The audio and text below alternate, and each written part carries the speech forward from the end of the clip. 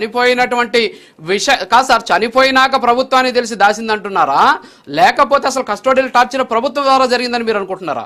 ఏంటి ఆ రెండింటికి డిఫరెన్స్ తెలియాలి. ఇప్పుడు దీని వెనకాల ఏదో పెద్ద సెటిల్మెంట్ ఉంది.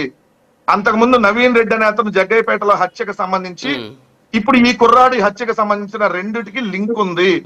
ఈ ప్రభుత్వంలో ఏదో ఒక సెటిల్మెంట్ కి సంబంధించినటువంటి అంశం దీని వెనకాల దాగి ఉంది. అందుకని అతను తీసుకొచ్చి హోటల్ రూమ్ లో పెట్టి టాస్క్ ఫోర్స్ అంత టార్చర్ పెట్టాల్సిన అవసరం ఏంది? నిజంగా మీరు అన్న సార్ మీరు ఒక జర్నలిస్ట్ గా, నేను ఒక పార్టీ ప్రతినిధిగా న్యాయంగా మనం మాట్లాడుకుందాం.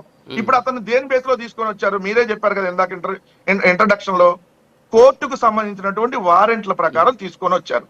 అంతే కదన్నా రాజన్న? కోర్టు వారెంట్ అంటే ప్రొడ్యూస్ చేయాల్సింది 24 hours లో కోర్టులోనా, ప్రైవేట్ హోటల్లోనా? ఒక వ్యక్తిని అరెస్ట్ వారెంట్ ఉంటే అతను కోర్టు వారెంట్ ప్రకారం కోర్టులో కదా 24 గంటలు మనం ప్రొడ్యూస్ చేయాల్సింది. రమేష్ హాస్పిటల్ దగ్గర ఉన్నటువంటి హోటల్లో టాస్క్ ఫోర్స్ వాళ్ళ మామ చెప్పాడు కాదు వెంకటరెడ్డి గారు, ఇక్కడ వాళ్ళ మామ ప్రెస్ మీట్ పెట్టినప్పుడు అతన్ని తీసుకొచ్చి విచారించేటటువంటి క్రమంలో ఈ అబ్బాయి కూడా వాళ్ళని తిట్టాడు అని చెప్పేసి కొన్ని మాటలు కూడా ఆయన మాట్లాడినటువంటి పరిస్థితి. ఏ క్రమంలో ఆయన ప్రెస్ మీట్ పెట్టారో June 4 తర్వాత జరిగినటువంటి పరిణామాల తర్వాత, ఆ సందర్భంలో పోలీసులు ఏమైనా రియాక్ట్ అయి ఉంటారు. ఆల్రెడీ పోలీసులు ఎలా ఉంటారో మీకు తెలుసు, ఆ యూనిఫామ్ వేసుకుంటే ఎలా ఉంటుందో తెలుసు కదా మీకు. సో వాళ్ళు ఈ పోలీసులు కాదు, పోలీస్ అనగానే అదేదో పెద్ద హీరోయిజంగా వాళ్ళు ఫీల్ అయిపోతా ఉంటారు. ఆల్రెడీ సుప్రీంకోర్టు కూడా చెప్పింది, హైకోర్టు కూడా చెప్పాయి వాళ్ళని లైసెన్స్డ్ గూండాలు అని చెప్పేసి గతంలో మాట్లాడితే పోలీస్ సంఘాలు అన్ని కూడా వచ్చి పెద్ద ఎత్తున ఆందోళన కూడా చేసినటువంటి పరిస్థితి, ఉమ్మడి రాష్ట్రంలో జరిగినటువంటి పరిస్థితులు ఇవన్నీ.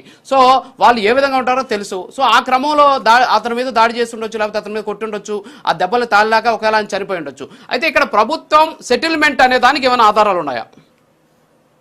ఎంక్వైరీ చేద్దాం సార్, పని చేద్దాం, హైకోర్టు సిట్టింగ్ చేద్దాం. ఎందుకంటే ఇప్పుడు ఈ ప్రభుత్వంలో అధికారితో వేశారు. ఎవరు అధికారి? నరసింహ ప్రసాద్, అదేనా నరసింహ? ఒక్క సెకండ్ ఉంది, ఆయన పేరు ఏంటంటే నరసింహ కిషోర్, రాజమండ్రి. నరసింహ కిషోర్ ఎవరు? నరసింహ కిషోర్ ఎవరు? ఆయన ఆంధ్రప్రదేశ్ రాష్ట్ర పోలీసేగా, చంద్రబాబు నాయుడు గారు చెప్పినట్టుగా, డీజీపీ చెప్పినట్టుగా నడుచుకునేటటువంటి అధికారేగా. ఇప్పుడు జరిగింది ఎవరి హయాంలో? ఇదే ప్రభుత్వ హయాంలో కదా జరిగింది. చేసింది ఎవరు? ఇదే పోలీసు వాళ్ళు కదా. మరి విచారణ ఎలా జరిగింది? Point number 1.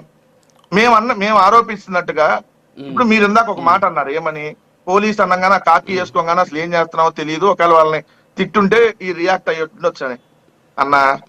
ఇదే అంజు యాదవ్, శ్రీకాళహస్తి అంజు యాదవే కదన్నా.